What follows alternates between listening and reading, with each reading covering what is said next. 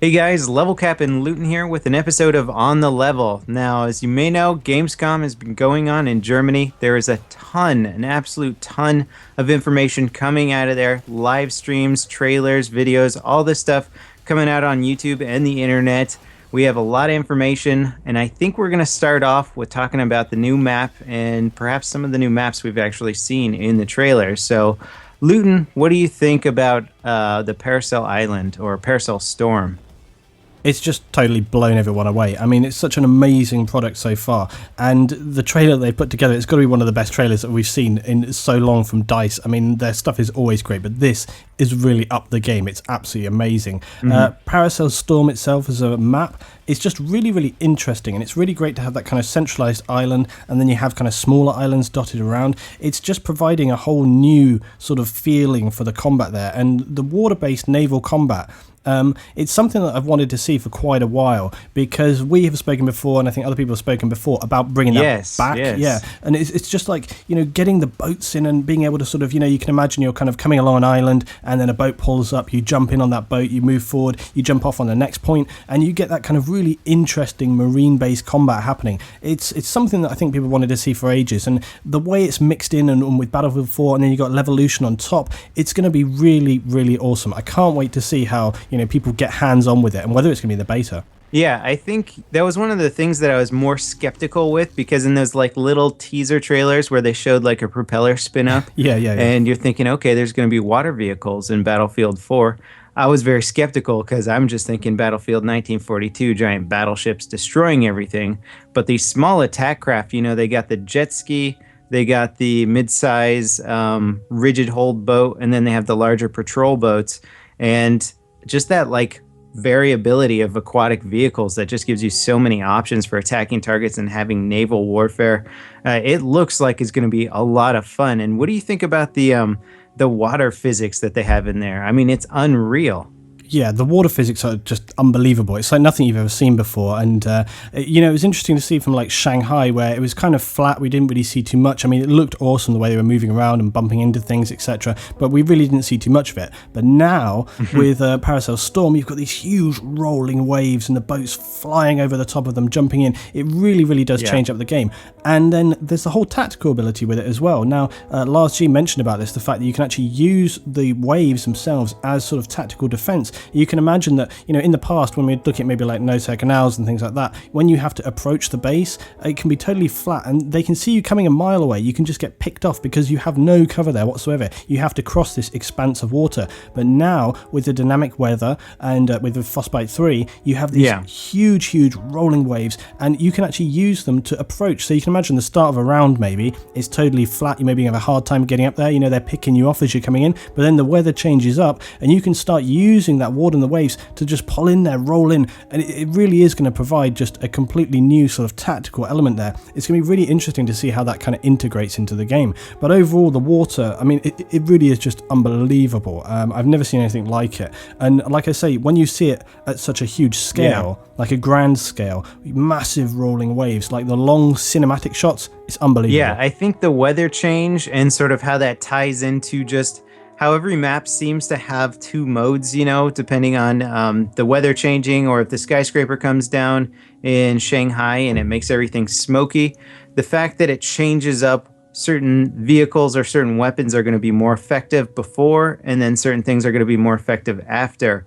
In that little preview trailer of Levolution, we see evidence that a dam breaks open in one of the maps and it floods the streets, and then all of a sudden you see boats going down these streetways. So if one team was dominating with ground vehicles before, now the other team that was dominating on water vehicles could move in and take that part of the map. And it almost feels like that's what they're trying to do with every map. Like when the skyscraper comes down in Siege of Shanghai, it smokes everything up. So if you have had air superiority before, now you can't really see ground targets very well at all. So I just love that they're trying to take that sort of in-depth approach to every map, like to keep it from getting stagnant. One strategy is not going to work for the entire round. You're going to have to change it up.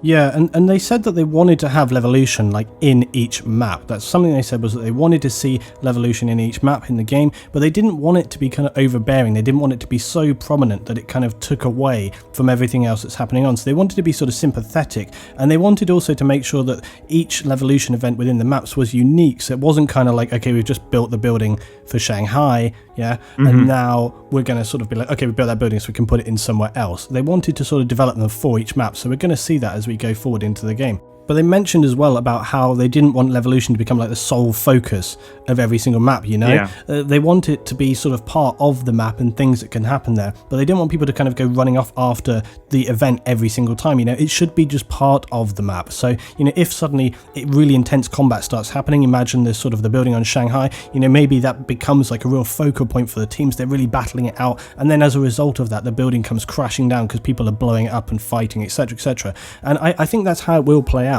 You're not going to see people go charging off because there's going to be more important things happening. And this is kind of what they said, was on certain maps, the focus of your objective is going to be away from where the Levolution event is. And it's going to be a bit stupid really for people to go running off to do that. It won't really make a lot of sense. Some people may do that, but for most games, I think that's not really how it's going to pan out. People are going to be fighting and moving to where they need to be and not necessarily chasing after these things. But it's so awesome to see like Levolution in action and the things that they can do. And we've only seen a couple of things so far.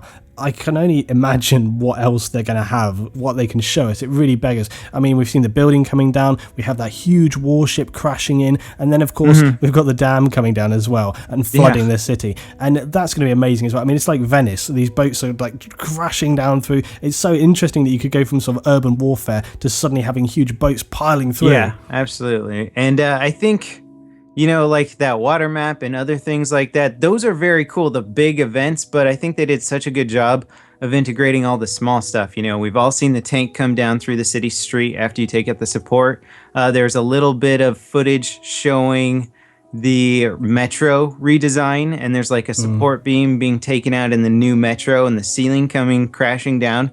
Like those little bits of Levolution, you know, aside from giant skyscrapers and destroyers crashing into the ground, I think that's going to be more impactful in the long run. And honestly, I think it's like the little things that matter. I think that's going to be the most important part of Levolution in BF4, and I can't wait to like start turning off lights, like opening up ramps to get into buildings different ways. Like it just looks like a blast. Yeah, those small things are the really immersive things, they're the things that matter. But yeah, like we talk about the kind of turning off of things, and you could see like the shutters coming down, the lights going off, but then also the bollards, you know, you could turn the bollards come up, and that's a defensive thing. What's so interesting about that is you can imagine that on maps like, for example, Seine Crossing, we know that on certain maps people can really just drive the vehicle straight up to the objective. They just power them in there, they put them straight onto the objective, the MCOM or whatever, and you know, it can be a kind of frustrating thing. But now you have this kind of passive option. You can turn on the bollards, it's going to stop those vehicles coming up there, and it suddenly means that, hey, the team has to think about how they want to play this. They can't move that vehicle up, it's not an option anymore, so they have to think of other options. They have to think of what else they can do.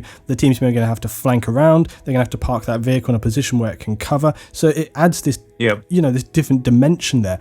I really love the idea as well that it's like a kind of passive thing, you know, by turning on a button or whatever, it's a passive thing, it's not an aggressive thing, so it's not like an action that instigates you know, like a full-on attack to the enemy.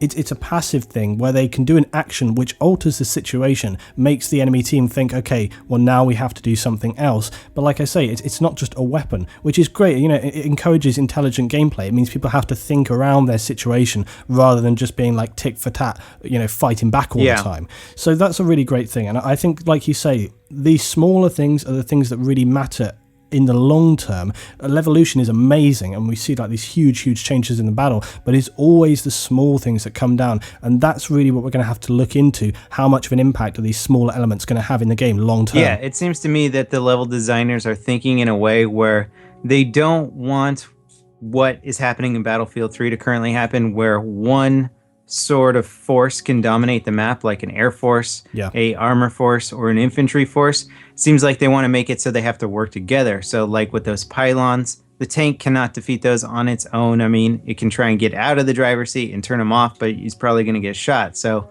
you have to have infantry working together with armor. And it seems like they're trying to approach a lot of maps like that. You can't just have an awesome jet pilot that's going to dominate the whole round because now you got boats with tons of anti-air on them. You know? So it's going to be a combination. You have to have a good Navy now to back up your good Air Force in the Paracel Storm map. So that looks like it's just a really good way to balance things out and not make it so much a rock, paper, scissors style game, but now you're going to need rock and paper to defeat scissors or something. Yeah, definitely. But I mean, as well, I saw Lars Gustafsson and he spoke about this, about the rock, paper, scissors thing. And this is such a core aspect of Battlefield. It's always been about certain classes having certain advantages over one another. And, I was a bit worried about this. I was a bit worried about this going into Battlefield 4 because there was so much talk about kind of customization and things. I was really worried that it was going to like muddy the water a bit, and that, there's going to be so much confusion, and there wouldn't be sort of the defined roles that we've always seen before. But he actually used the phrase. He was like, "We want the rock, paper, scissors going on. It's really important to us to keep that and to keep the balance."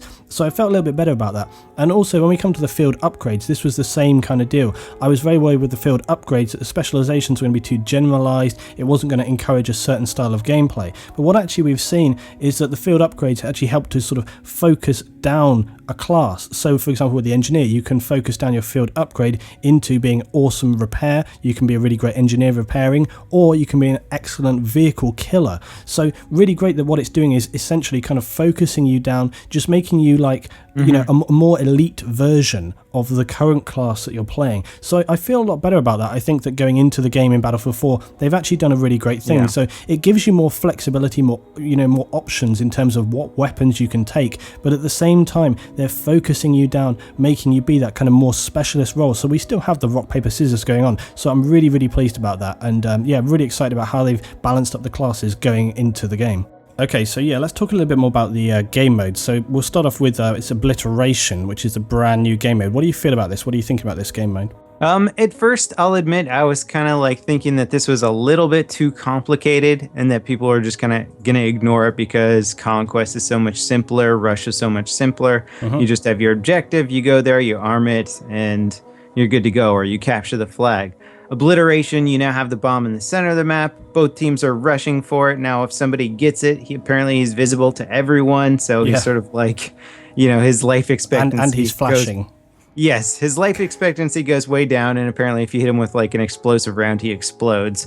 So there's a lot of stuff that you can do to get rid of the bomb guy. But it does actually look interesting how they have the 3 key objectives, and the more that you destroy, all of a sudden the defensive team doesn't have to worry about as many. So technically it should get harder and harder to continue destroying your opponent's team's objectives.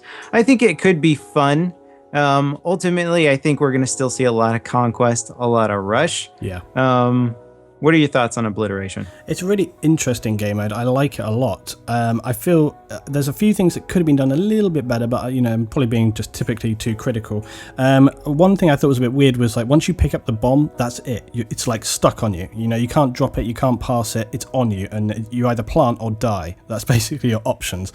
I really would have liked the fact that you could maybe drop it, pass it to another player or something like that. Maybe you go to pick it up because there's nobody else around at the time. Maybe you're like, for example, support or something. You got a big ass LMG. There's nobody nearby, and you're like, okay, crap, I've got to pick this thing up. You get it start to move, but then maybe there's a bit more of a lightweight, fast sort of assault class who would be much better suited to being the kind of carrier.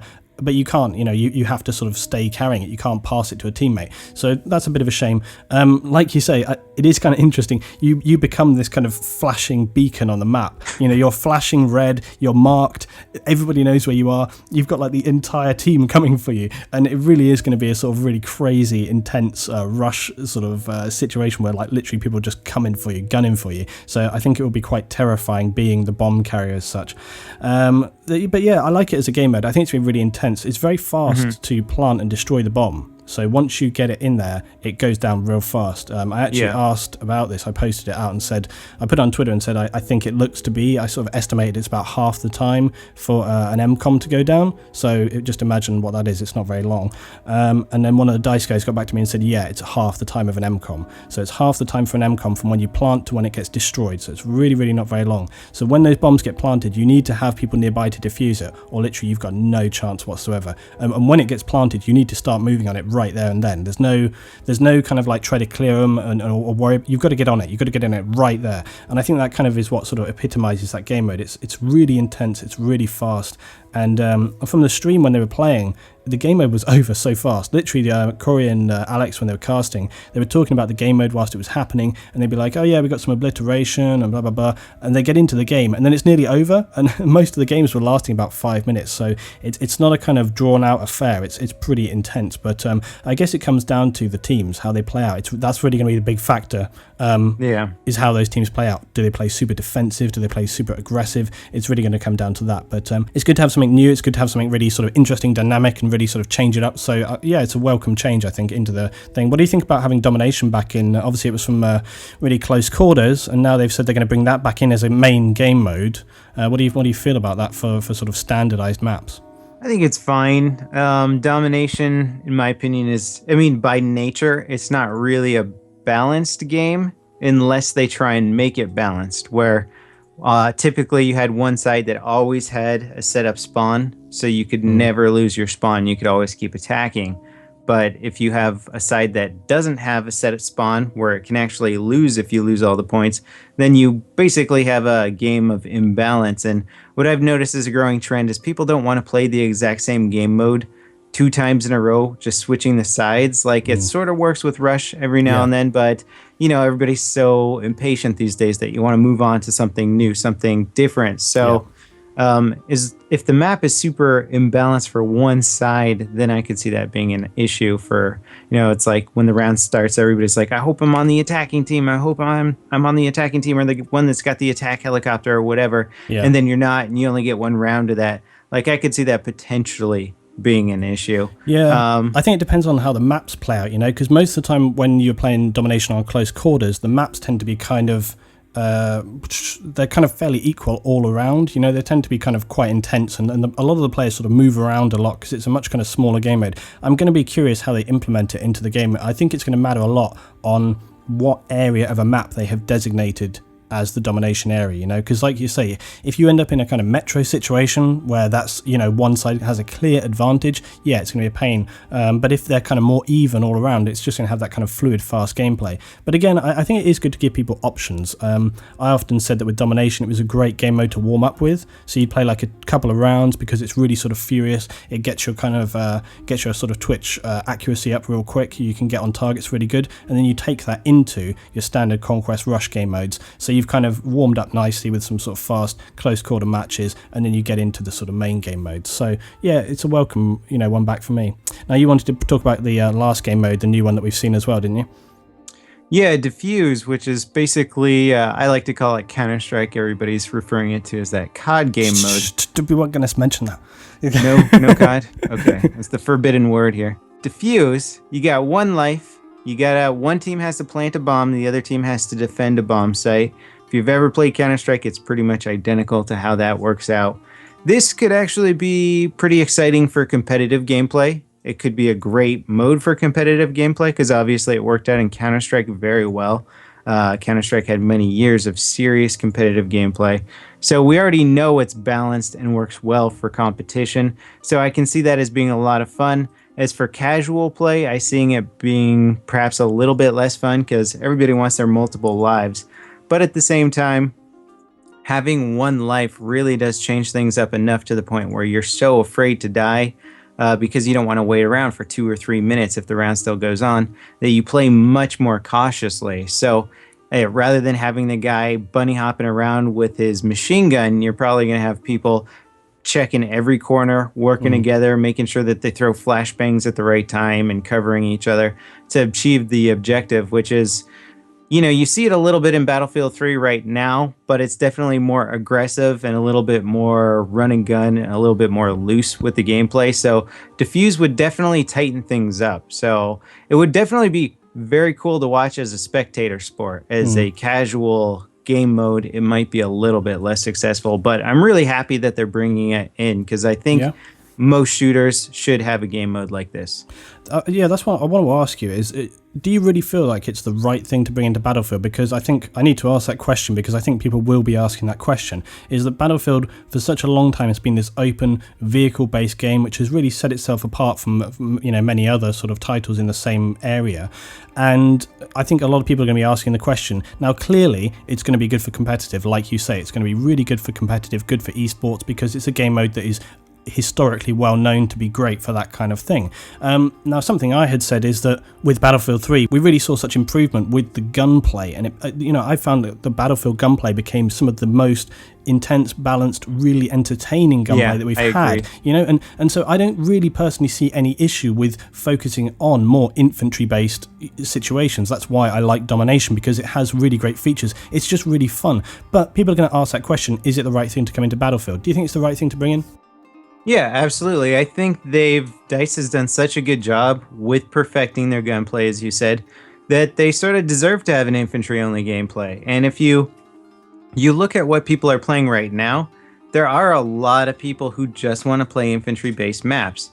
And I think it's very important to have that duality in this game right now, because there's a huge portion of the market that comes from other shooters that don't have vehicles, and they're not as interested in vehicles. They don't want to have to deal with the fact that, oh, hey, a tank's coming down this street and I'm a medic. I can't do anything. I have to run away. People don't like that. They like to be able to approach every situation as if they have an option and that they don't necessarily have to rely on their team. It's just a simple fact of shooters these days is you have to have those infantry-only game modes, I think, to really be competitive. Now, obviously, Battlefield stands aside because it does vehicle combat so well, but I really think they've taken their infantry combat above and beyond any other shooter right now. So without a doubt, they deserve that infantry-only game mode. And it's not to say that Defuse will be infantry-only. We haven't actually ruled out the possibility that there aren't going to be vehicles in it. However, I do think it will be primarily infantry. Well, and talking about the gunplay, it does lead us nicely into the last thing, which is, some of the new slight mechanical changes. And we've talked about how, DICE have perfected their gunplay, and they really have. I don't think you can really get gunplay like it in any other game, and in Battlefield 4, from what we have seen, it's only going to be even better. And on the massive array of weapons that they're bringing out as well, but also just everything is improved all around. They really have polished it perfectly. Well, I say perfectly, we need to wait and see. We need to get the beta on hand, but from my impression is that it's going very, very well. But with that in hand, there's other things that we can talk about, some small mechanical elements. Now, the tier reload is something we have to talk about really just quickly, because it's going to change the way game plays out, and it's a very, very small change, but it's going to have a big impact on the game. Now, do you want to sort of talk people through exactly how that's going to run down, Level? Sure. I mean, I don't know the exact mechanics of it, but based on what we've seen in the trailers, if you pop a mag out of your weapon, and you do this in every single shooter game where you have to reload your weapon, you pop the mag out, somebody startles you, and you're a good player, so you switch to your sidearm, take them down with your pistol, and then you switch back to your primary. Well, pretty much every single shooter up until this date just replays that same reload feature. You bring up your primary weapon, the magazine's in it, you have 0 rounds, and then you have to go ahead and start the reload process again. Well, now, if you've already completed the mag removal process, it saves that progress in the game. So you go back to your weapon, the mag is out, now all you got to do is put a mag back in the gun. So that's a very interesting addition, and the one thing that I think people are gonna need some time to get used to is the fact that I'll reload an assault rifle when I have, say, 10 rounds left in the magazine. And if somebody startles me and I switch to the pistol and then switch back to the assault rifle, I still have those 10 rounds left in the magazine in Battlefield 3. So if somebody again startles me, I can shoot them with the 10 rounds left in there. This time when you switch back, you're going to have to finish that reload process. So it is going to change things up minutely, and for the hardcore gamers, it's actually going to be a pretty big change that they're going to have to get used to. But I welcome it. I think it's sort of the evolution of shooters, all these minute changes, these small things that they're doing. This one is going to catch on, and I think you're going to see it in pretty much every other shooter going forward from here on. They're all going to have tier reload systems. Yeah, definitely. It's going to change the game up so much, and I can't tell you the amount of times where I've been in that exact situation where you're laying down fire on a guy, you're getting low on the rounds, suddenly comes out, you take him down, you switch back, and you get caught out because you weren't able to reload at the certain time. Whereas if you only had to do half that animation, you might be able to actually survive and sort of pick it off. And especially in some of the more, if they're bringing in more infantry-based gameplay, this is going to become even more apparent. It's going to be even more important. So I think it's a really great one to come in. Some other things to mention. Think about LMGs too, just on that same note. Sure, a 6-7 second reload time. Yeah, totally. You pull the the ammo out of the weapon, take off the box mag, and then somebody startles you. You got to switch to your magnum, take them out.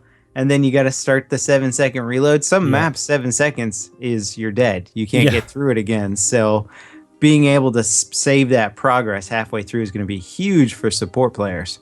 Okay, guys, and we've got one more thing just to talk about at the end here today, and that is the defibs. Now, the defibs are changing. We saw in a video that I made, we were talking about how the charge time has changed. Now, that's actually, you can do a fast charge with the defibs, you can do an instant revive, but you can also do a long charge, which takes 4 whole seconds to get a full charge up. If you do an instant revive, it gets your player up, but only at 20% health. If you do a full charge, that brings them back at 100%. But also something else we have seen is that defibs also now have a charge pack. You can only get 3 revives out of the defibs. What do you think about this level? It's going to be a bit of a game changer, isn't it?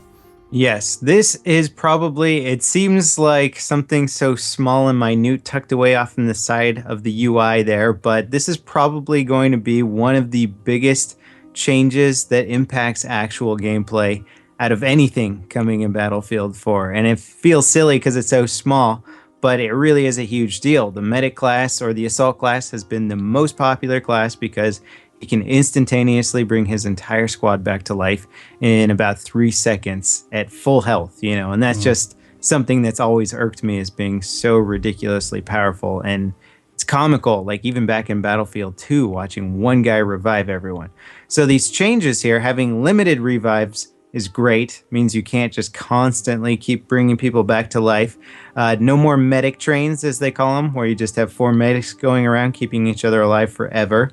The quick revive is a really interesting mechanic. Now, people were saying, oh, it's not going to work out because if you quick revive somebody, then you beat out the guy who takes the time to do the long revive and you get the same amount of points. But here's the thing that I actually like about this is if you're in a crazy situation and you want to just go for that quick revive, hoping that your squad mate can maybe get behind cover, then it's fine for that situation. But if you're a skilled assault player and you see your down teammate off in the distance, you can bring out your defibs ahead of time, charge them. If you time it perfectly, that 4-second charge time should be ready by the time you get to your squad mate, and you can get him a nice full 100% revive. And that's going to be skill being put back into the aspect of reviving players. That's a really good point.